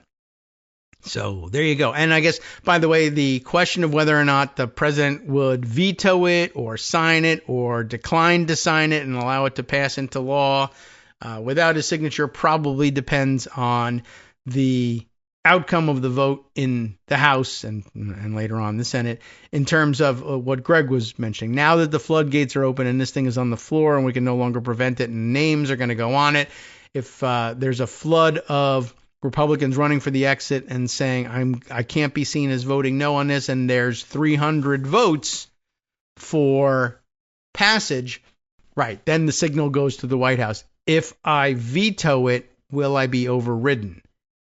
And there may be back channel communication. Look, I put my name on this. I got to do the bipartisan cooperation thing and jump out of the way of the Epstein train. I'm going to vote yes on this. If you veto it and send it back, there will be members that say, I voted for it because I thought the president was with us on this thing. But the president has declared he's not with us on this thing, and he wants this piece of legislation for some reason, whatever that may be, to be rejected. And he's vetoed it, and now we need to put together 280 something votes to get your 2/3 to override the a veto. I was a yes on it originally, but now that I've got explicit rejection of the bill by the president, I'm a no again. I was for it before I was against it, and that's another way to kill the whole thing. But do you even have to bother? You could just jump out of the way again and then let the president decide not to comply with the law later on, and then golly gee whiz, my term ran out and there was nothing I could do. So many, many roadblocks to this that can be thrown up in its path by the shameless among us. And we have them. They're around. They're available to do this task. All right. So there you go. Now you know all the problems with it. That doesn't mean you should be a big doomsayer about it necessarily, because all right, nobody really expected Donald Trump to facilitate the release of all of this information, which would certainly be about him. He will hide what's about him. He'll have lots of help hiding what's about him. They may manipulate it further than that. I don't know. But at every stage, as Greg reminds you, there will be headlines. And the thing is not breaking well for Trump or Republicans. So to the extent that they cause these problems, it's a continuing political problem. And you just got to take whatever difficulties the Republicans decide to visit on themselves are welcome. Okay. Man, there's an awful lot of other things to look at, but who knows where our time is best spent. But perhaps to continue with the theme, I'm not sure. I haven't actually read all the way through this thing, but lots of people enjoyed Jamel Bouie's writing, and he's got a piece in the Times that is rather lengthy, it looks like, but also might be, I don't know, maybe it's a good follow-up to our reminder of all the places where bad faith approach to the law would be politically costly, but they may opt to take their chances with it anyway, because LOL YOLO, there is no law for Republicans. Anyway, he's got a piece which starts out elsewhere, but I think gets around to this point. This is about so much more than Lisa Cook is the title. And it's an odd place to start because you might think, oh, I know what's going on in that case. I don't actually need to catch up on anything there. But it is about so much more. You might want to read what the other things are. And this is where he starts. The core constitutional claim behind President Trump's efforts to oust Lisa Cook from the Federal Reserve Board of Governors, remember that, is the same claim. Yes, it's true. It's the same claim that he's making about Adam Schiff. Sure, it's the same claim that he's making about Letitia James, but that's not it. It's the same claim that he makes to justify nearly all of his attempts to seize power of any kind. That Article 2, I have an Article 2. Remember his interpretation. I have an Article 2 which says I can do whatever I want. Yeah, whatever happened to that? His claim is that Article 2, Section 1 of the Constitution, which says that the executive power shall be vested in a president of the United States of America, and that's it. He says that grants him unlimited authority over the entire executive branch and everything it touches. And it's not just, oh yeah, the orange guy's crazy. He says that. Remember, this is actually something he's been handed by previous, particularly Republican administrations. That you may remember that the first time we really started talking about the unitary executive was the George W. Bush administration. And there were fantastic abuses of that claim, some of which were tested in court, some of which were not, and some of which alerted some of us to say things along the way at certain junctures in history, like, hey, if we don't set this right, and it's very difficult to know how to set that right. That's a very broad claim. And you can't just say, well, let's test that. You have to test individual applications of it. That's all you can really do with the courts.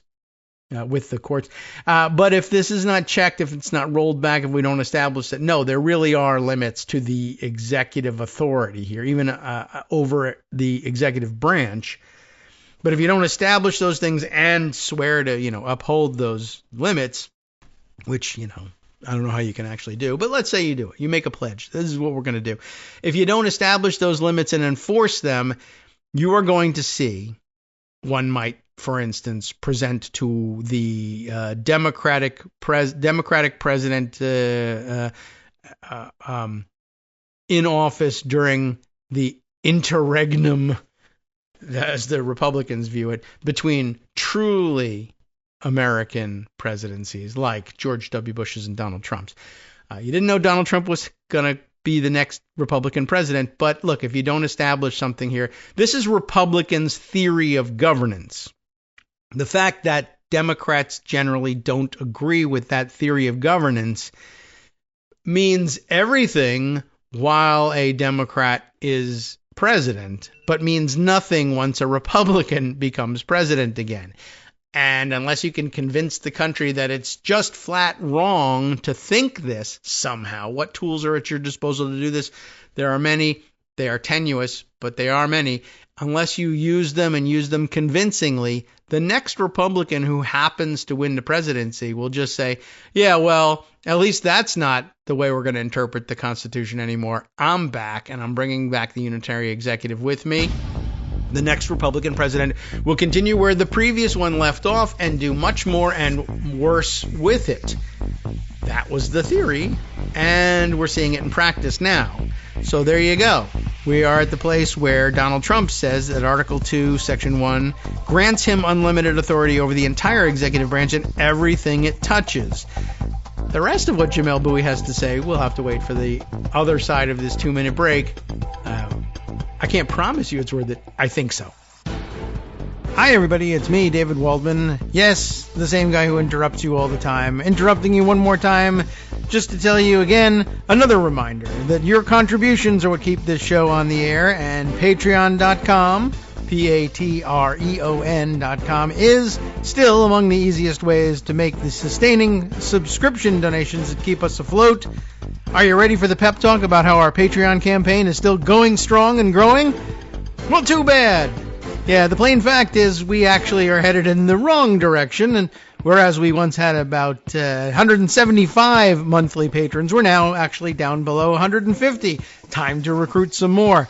Not exactly the kind of news I wanted to share, but there it is.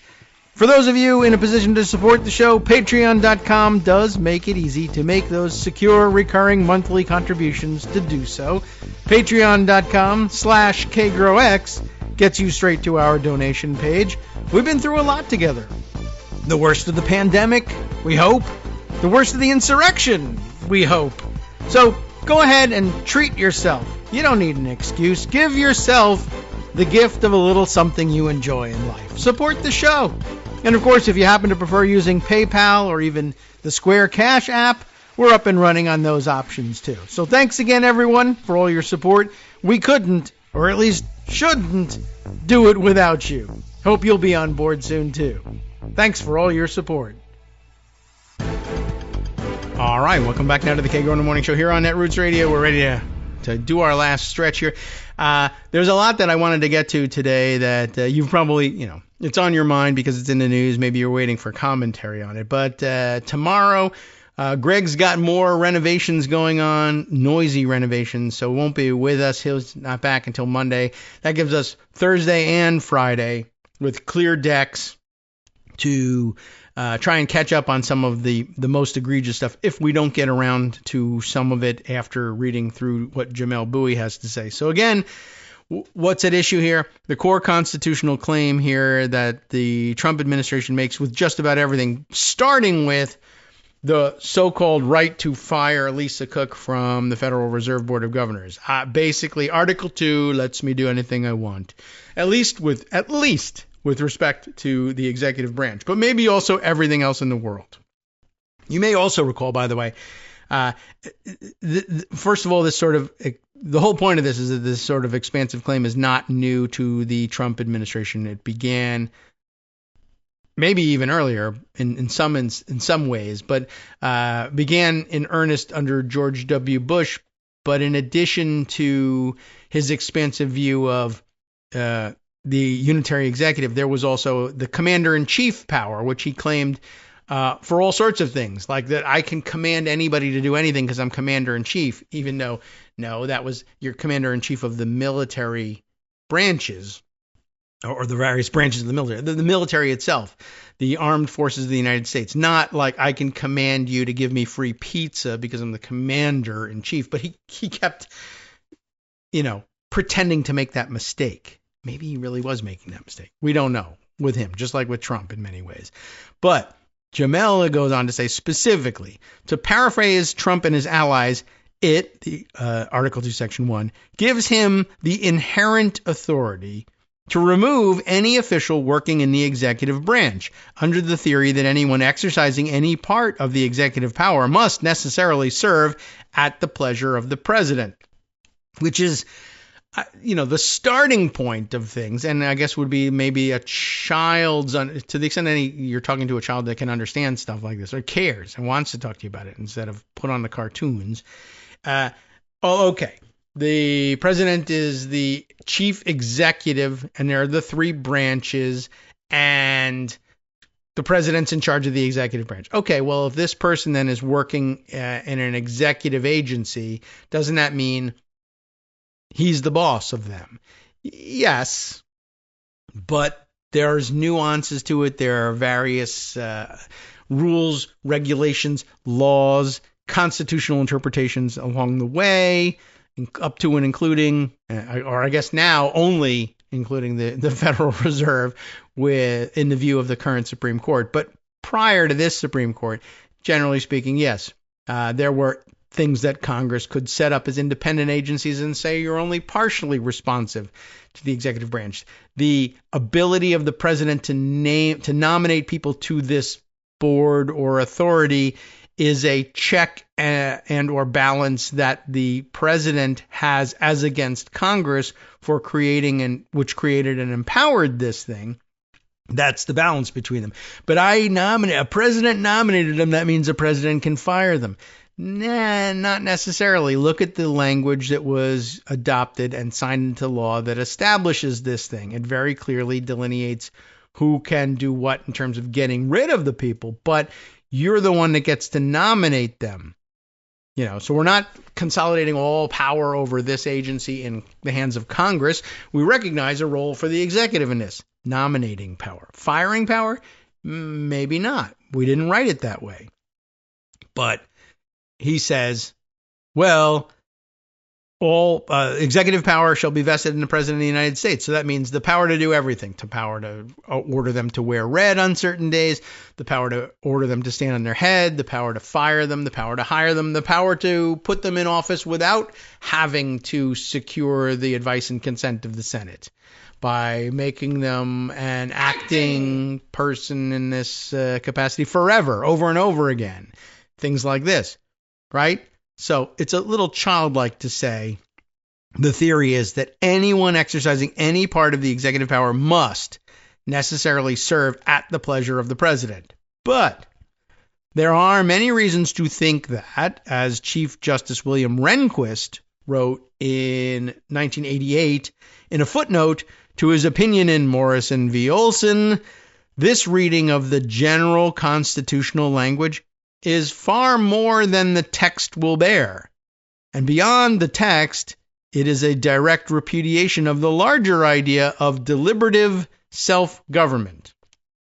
Big words. Let's go on. First, let's consider a few of the factors that complicate the president's claims to virtually unlimited executive authority. There is, the structure of the Constitution, for instance, which gives considerable authority to Congress to shape the executive branch and carefully enumerates the powers of the president. Like, okay, sure, you get to nominate them, but there's advice and consent, or the terms to which the president will be naming people are limited by this statute, which created the agency, which was our work, Congress, right? Things like that. There's the logic of American-style constitutional government itself, whose aim is to concentrate power only as much as is necessary to preserve self-government and achieve that more perfect union. It sometimes frustrates our purpose, or sometimes frustrates us so that there's so much wrangling legally over what the limits are. But the point was the checks and balances. There's a little bit of that power is here, but it also kind of overlaps with some power there. The point being that all the power is not consolidated in one place. Executive, the unitary executive, however, that as a theory, the theory is, all the power is concentrated in one place. Even most of your power is actually concentrated in this one place. It's kind of distinctly un-American, traditionally speaking. And then there is the actual practice of government, stretching back to the first Congress, when given the opportunity to establish a strong presidential removal power. In what is called the Decision of 1789, Congress said no. Now, by the way, if there's some of you among there remembering that we are coming up on the semi-sesquicentennial, I'm sure I don't have that right, 250 years, right? And I don't remember how long that is necessarily, but, 250 years. That part you remember, but I don't remember the word for it. But I do remember 1776, and in fact, Lauren Boebert and the likes always tweeting about 1776 in the most inappropriate moments. And as I recall the number system working, 1776 comes before 1789. Why 1789? First Congress, you said. Well, what about the guys in 1776 who declared independence? Well, just as a reminder, when we say First Congress, like capital F, First Congress, we're talking about the first Congress organized under the Constitution. Were there Congresses before that? Sure, yes. Articles of Confederation. Certainly, there was the Continental Congress. Even before the Articles of Confederation, before the Declaration of Independence, there was a Congress, the Continental Congress, which came first, but we are counting forward from the Constitution when we start numbering the Congresses. They didn't enumerate, they didn't number the Congresses, the Continental Congresses before then. I don't think they have any system for that. Anyway, it doesn't matter. Back to this. So all of this stretches back to the very first Congress when, given the opportunity to establish a strong presidential removal power in what is called the Decision of 1789, Congress said no. A clear majority rejected this position, and an even more substantial majority opposed the indefeasibility of those powers. The legal scholar Jed H. Sugarman observes in a 2023 paper on the subject, but you didn't have to wait until 2023 to come to that understanding. It's been the practice ever since. But while all of this is interesting, to me at least, that is to say to Jamel, and I need to come up with a way of, like the voice I used for, Rats. Who was it that we did this with? You probably remember, and who rightfully objected to the commentary not being delineated from the prepared text here. All of this about, going all the way back. I don't know. Maybe you could tell when I'm reading Jamel's words and when I'm freelancing it. But okay, we'll try that going forward. While all of this is interesting, to me at least, and this is actually Jamel saying this about himself, there's almost no point in parsing the history because the president's claim is as political as it is constitutional. In the view of the White House, it's not just that Trump is vested with inherent authority to remove whoever he wants from office, but that as one of two officials elected by the nation at large, the other one being the vice president, I guess, and the central person on the ticket, the president is also imbued with the will of the people, even if by some strange happenstance, the majority of the people voted for somebody else, So if anything, I mean, you should have to, this is me, by the way, doing this bit. It's not Jamel, but just sort of throwing it out there. If anything, the president is imbued with the will of the Electoral College and nothing else, since that's the only determinative factor in all this. But anyway, he thinks he's won both the popular and Electoral College vote this time anyway. And maybe he's right, but does it justify the conclusion that he's imbued with all executive authority and no limits on it? No. In addition to which, Trump is of the habit of reaching well beyond what even if it were true, even if it were universally accepted, the inherent authority theories and the unitary executive theories, that doesn't, for instance, say where is it in the Constitution that he can fire late night TV hosts? Yeah, nowhere, obviously. Yes, he's using some other levers to do that, but that too. Yeah. Is he entitled to the use of those levers? Maybe not. So, okay. In the view of the White House, it's not just that Trump is vested with inherent authority to remove whoever he wants, but as the central person on the ticket, elected by the nation at large, the president is also imbued with the will of the people, even though he's not. He's imbued with the will of the Electoral College. This gives him the sovereign authority to do as he pleases, he says. so that he might fulfill that will. It is the responsibility of every agency under this view of executive power to, quote, advance the president's priorities, even if those priorities conflict with the law. That's where it really starts to get hairy, right? Well, even if you just sort of review this in general, well, advance the president's priorities. That is problematic, especially if he says, well, it does conflict with the law, but I want this to happen anyway, and we'll litigate it. If somebody else thinks it conflicts with the law, we'll litigate it. Of course, I will also order that there be no federal security for the judges sitting in judgment at this litigation.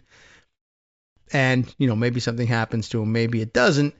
But, hey, all's fair in love and war. No? Is that going too far? I'm sorry. Back to Jamel here. In this, the administration is echoing a line from the Supreme Court's majority opinion in Sela Law versus Consumer Financial Protection Bureau, decided in 2020, in which Chief Justice John Roberts wrote that, quote, the framers made the president the most democratic and politically accountable official in government, unquote, because, quote, only the president, along with the vice president, is elected by the entire nation.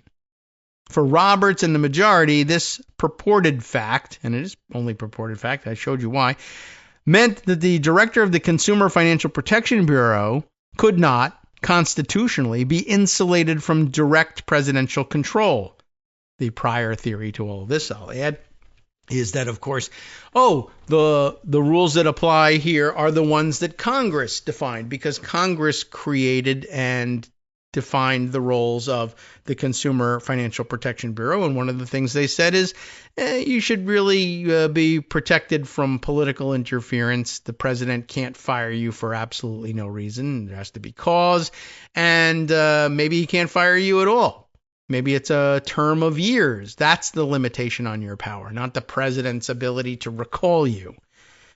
Neither Roberts nor any of the supposedly originalist members of the court seem to either know or care that the presidency, as envisioned by the framers, which is their thing, right, was meant to be insulated from direct popular influence, not an expression of it. The Electoral College, remember them? We just mentioned them earlier. The Electoral College was a single-use legislature designed to stymie factional feeling, didn't work, and electors were to be chosen by each state legislature. No longer the case, of course. The president was more politically accountable than a justice of the Supreme Court with lifetime tenure, or a member of the Senate serving 6-year terms, and at that time appointed by their state's legislature as well, but far less accountable than a member of the House of Representatives. Think about that, which was designed to be the most politically accountable institution in the federal government, with 2-year terms for each representative. So what he's saying here is it's a very weird thing to say. Actually, it's upside down and backwards. The founders put it this way, but because the president is elected by the people at large, which he is not, he's the most democratic elected official in the country, the most accountable, the one who embodies the will of the people. No, it was the intent of the framers, as unwieldy as that seems now, but it was the intent of the framers, very obviously, in all of their writing, that the chief, really the most powerful branch, if there could be said to be one among co-equals, would be the legislative branch. Now, you might question the motivation there. Who wrote this stupid constitution that didn't give me as president all the power? Well, a bunch of people who eventually became members of Congress, or were members of the Continental Congress, and appointed themselves or arranged for themselves to be appointed to the Constitutional Convention. And lo and behold, they wrote themselves. This is one way of viewing this. Lo and behold, they wrote for themselves the most powerful role in all of the federal government, and then proceeded to go occupy it. So you might say, well, that's self-interested. But the point was that they didn't want so much of the power to be concentrated in any one place. And if they did, if there had to be one among equals, quote unquote equals, that actually maybe had a little bit more power. It wasn't going to be the one where there was only one person in the role. It was going to be the elected body that's elected every 2 years. How much more democratic is a body elected every 2 years than a body, however big or small it may be, that's elected every 4 years? You might say, I mean, mathematically, about twice as democratic as the other one, or 3 times more democratic than the one elected every 6 years, perhaps, something like that. But, math is stupid and we hate it. So how about the one that's elected every 4 years and not even elected directly? Let's say they both had 2-year terms. Which is the more democratic? The one that we just count how many people voted for you versus we count about how many people vote for you and then we get together and we could say, well, what if the person didn't get the most votes? F it. We're just going to put this person in for twice as long, but let's say it was 2 years. For the same amount of time, which one's more democratic? The direct election. You could set aside gerrymandering for now, but you get the idea, right? So more commentary, not Jamel, but that's what he's thinking. I think that's in the background of all this. Now back to his words. But as is often true, when this Supreme Court is set on a certain political outcome, it does not worry itself so much with what the history actually says. In any case, the position of the Trump administration reflects both the body of unitary executive precedent established by the court and the president's own pretense to autocratic power. By dint of inherent executive authority and the sovereign power given to him by the American people in a democratic election, according to this way of thinking, Trump has an unlimited right to remove whoever he pleases from the executive branch, or maybe elsewhere, with or without congressional approval. This, we're told, is supposed to be a form of democratic accountability vis-a-vis independent agencies and distant federal bureaucrats.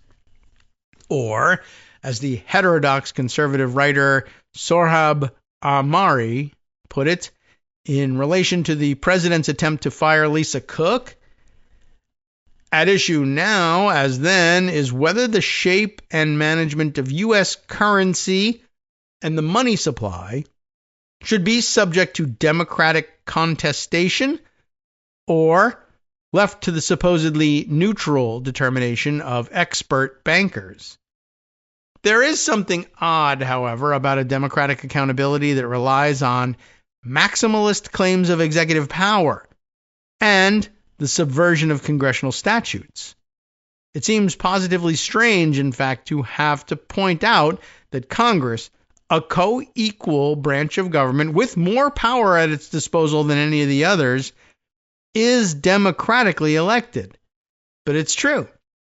Majorities of Congress are, in fact, democratically elected alongside the president.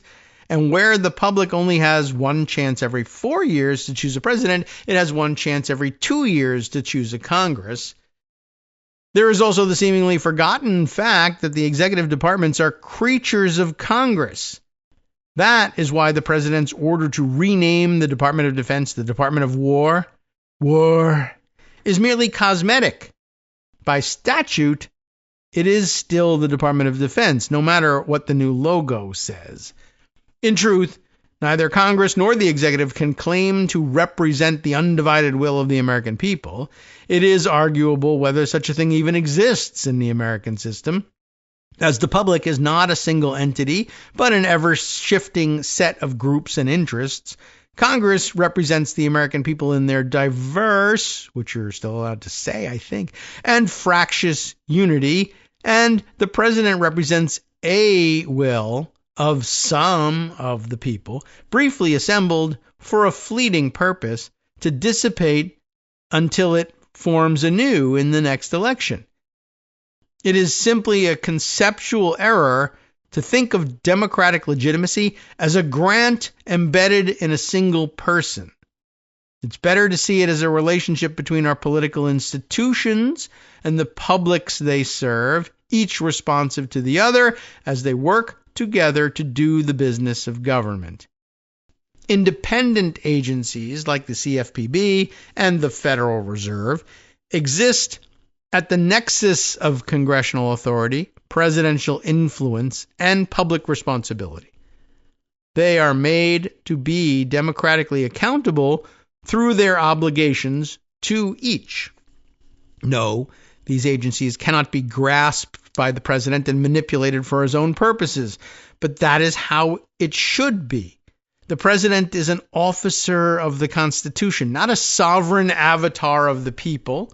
His control on its own does not equal democratic accountability. So, again, this is the claim of the Trump White House every single time. Well, he's the president. He has the trust of the people. They elected him. Now, they elected him to an office established by the Constitution. We don't have to have a president. We certainly don't have to vest it in a single person. That was part of the debate at the Constitutional Convention. Maybe we should adopt a model where we have a 3-person panel so that, that's going to really cause problems, et cetera, et cetera. We think it's best to vest it in one person, but subject to checks and balances. And we have a situation now where somebody says, but isn't the set of checks and balances really kind of dumb? It's the same problem that you would have had with the 3-person panel. You can't act with authority and with dispatch. Sure you can. You absolutely can. We see it happening all the time. It's just sometimes there's other places that should be able to put the brakes on things and check and balance your power. Well, I just don't feel like that's the way we ought to be doing things. Well, too bad. Sorry. But it used to be the case. Well, there's always an issue with co-equal branches. The analogy I always go to is the immovable force and the immovable object and the unresistible force. How do you resolve that? It's got to be resolved somehow. The unitary executive theory is that it is always resolved in favor of the president. That's not a check or balance. There's no balance in any of that. That just can't possibly be the way anybody intended it to be. Way back, if you're venerating the founders. Anyway, all right, back to his text here. Where do we leave off? But then the great claim of Trump and his allies is that he very much is the sovereign avatar of the people, and it's a position that runs against the whole concept of American constitutional government, which you would think would be a problem, which seeks to limit the exercise of power. That's, in fact, the main goal of the Constitution, right? To place limitations on the various powers that do exist or could exist. Because, anything else was just a return to monarchy, essentially, even if that's not how the power passes on, but autocracy, certainly. Consider what it would mean to have a sovereign president. He would not need a legislature to make war or raise funds. He could not be bound by law because he is the law. A sovereign president is, for all intents and purposes, a king. And the simple fact is that the American Constitution does not create or permit a king. How could it, you might ask, right? We just succeeded in overthrowing a monarchy. We weren't going to establish another one, whether hereditary or otherwise. Here, let's bring this back to the Federal Reserve, says Jamel. Late in the summer of 1913, way back when, Representative Carter Glass of Virginia introduced the bill that would become the Federal Reserve Act. His colleagues, the duly elected members of the House and Senate, would debate and eventually pass that bill. The elected president, Woodrow Wilson, would sign it into law. On the House floor, speaking in support of the bill, Representative Glass said that the Federal Reserve Board would be, quote, a part of the government itself, representing the American people, with such powers as no man would dare misuse. I guess he didn't really see the future in that one. Representative Charles Robert Crisp of Georgia, another supporter, also defended the Fed as a democratic institution. Under the present law, a few great banks control the money of our country and thus dominate and control business. While under this democratic bill, they are shorn of this great power, and the finances are under the control of the Federal Reserve Board, appointed by the President of the United States, who will be the representatives of the American people, who will have the interest of all the people at heart and not be influenced by selfish or mercenary motives, he said. It was all straightforward.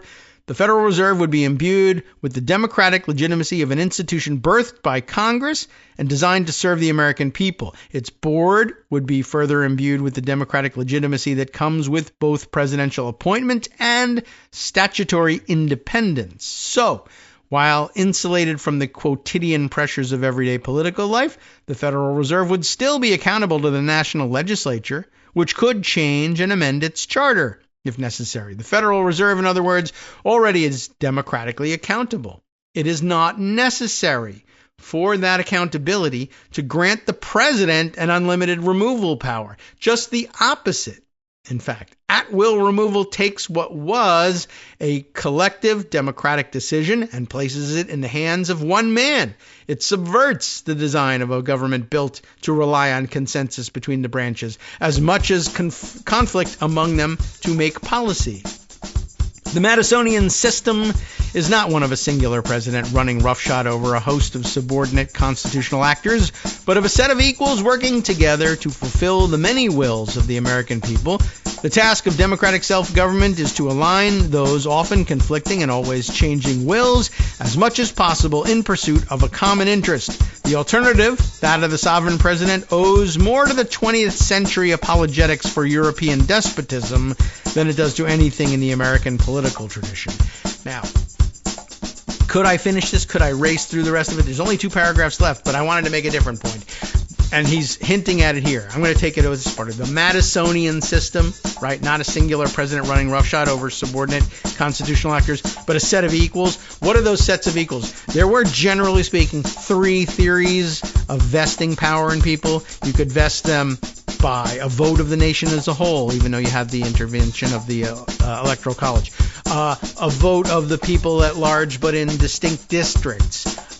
Or lifetime appointment to no voting at all. That was a possibility too. And they imbued it in each of 3 branches.